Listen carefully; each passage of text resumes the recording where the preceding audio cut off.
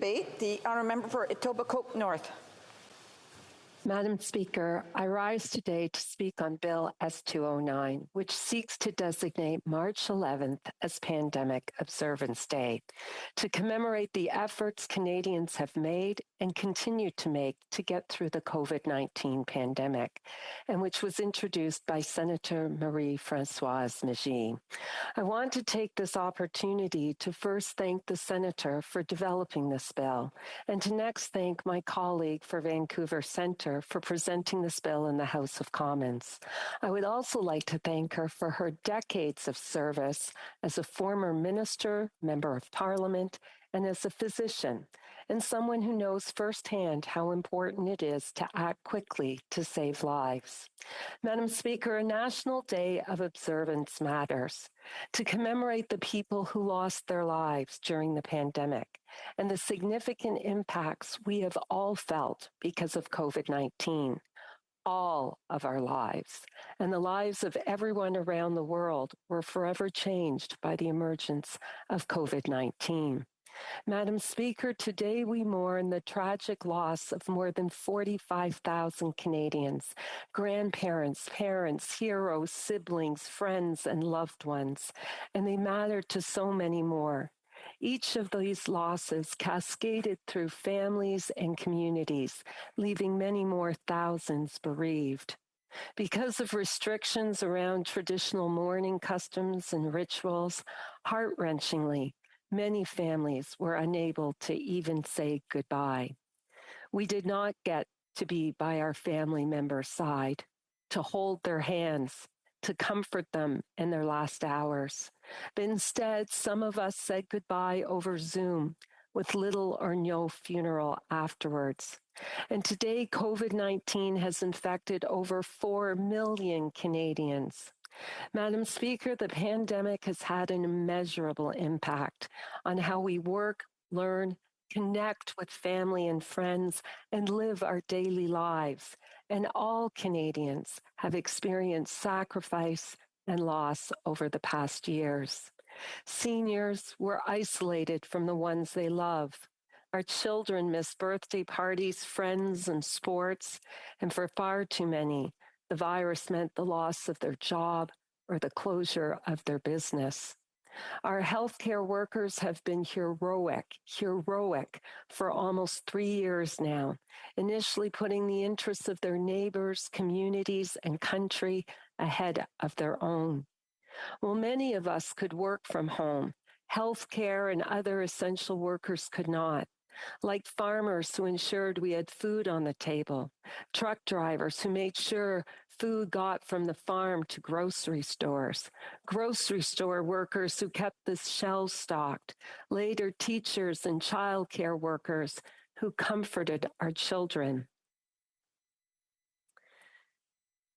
The women and men in uniform who helped care for our most vulnerable. They worked long hours so we could get the services and care we needed. They were the everyday heroes who we cheered on and hung signs in our windows for. We witnessed Canadians at our very best.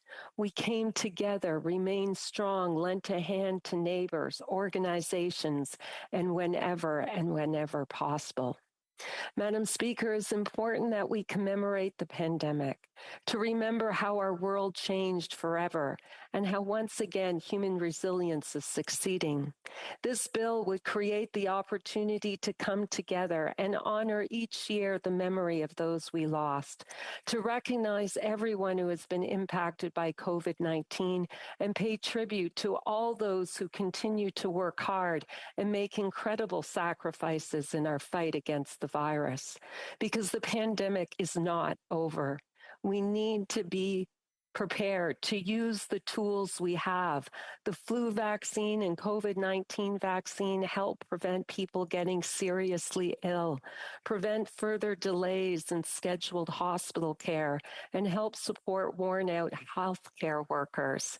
Internationally, we need to close the booster gap. In low-income countries, only 35% of healthcare workers and 31% of older populations are fully vaccinated and boosted. COVID. And we must be prepared for next time, because there will be a next time. History is clear on this.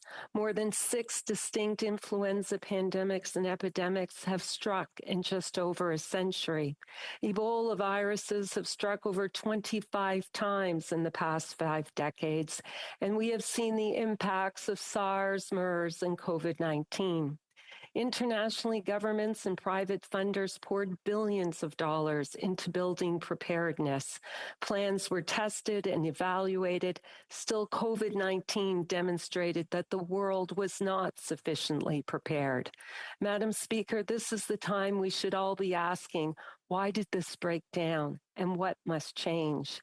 We should also be studying the lessons learned to date from COVID-19, our state of preparedness prior to the pandemic, the impacts of COVID-19 on Canadians, business, industry, the economy, and public services, the disproportionate impact of COVID-19 on some communities, and what actions and investments are being made to be better prepared for the next pandemic. We should also pay attention to antimicrobial resistance, a global crisis that threatens a century of progress in health and achievement of the Sustainable Development Goals. And because the drivers of antimicrobial resistance lie in humans, animals, plants, food, and the environment, a sustained One Health response is essential. There is no time to wait. And we should learn what we always learn during a pandemic, namely that science, research, and public health matter, and not just when we are in crisis. They are fundamental building blocks of our country that require attention, nurture, and support, and they cannot be neglected. We need enhanced competitive investment in science and research to keep the best and brightest in Canada. Madam Speaker, we cannot afford to forget, because we have forgotten before. In 1918-19, influenza swept the world and killed more than 50 million people, more than the number that died of all the fighting of the First World War. And many victims were healthy young people in the prime of life. There was a shortage of medical personnel. There were no effective treatments. There were no flu vaccines, antiviral drugs, antibiotics, or mechanical ventilation. To slow the spread of the disease, governments implemented quarantine, placarded homes, closed public places, and regulated and enforced mask wearing. Individual citizens closed their doors to the outside world, communicated via letter. In Canada, between 30,000 and 50,000 people died. In Montreal, the demand for transporting the dead was so great that trolley cars had to be converted to hearses, which could carry 10 coffins at a time. Whole families disintegrated and young adults left behind children who were forced into orphanages. Losses to businesses were staggering. Merchants lost their livelihoods because staff were absent with flu and customers were too ill to shop. Restaurants and theaters all lost heavily. Madam Speaker, it was one of history's deadliest pandemics. People did not want to talk about their experience during the pandemic. And because they were reluctant to talk or write about the pandemic, future generations were not always aware of it. Historian Alfred Cosby called it the forgotten pandemic. People want to forget difficult times, move on with their lives, and think about a happier future. Madam Speaker, this time is different. There are innumerable memorial projects and memorials underway around the globe. Here in Canada, there is an obituary project to pay tribute to everyone who has died of COVID-19 and every Canadian who has died of the disease abroad. It is called They Were Loved. And Madam Speaker, that's why this bill matters, because they were loved. Thank you.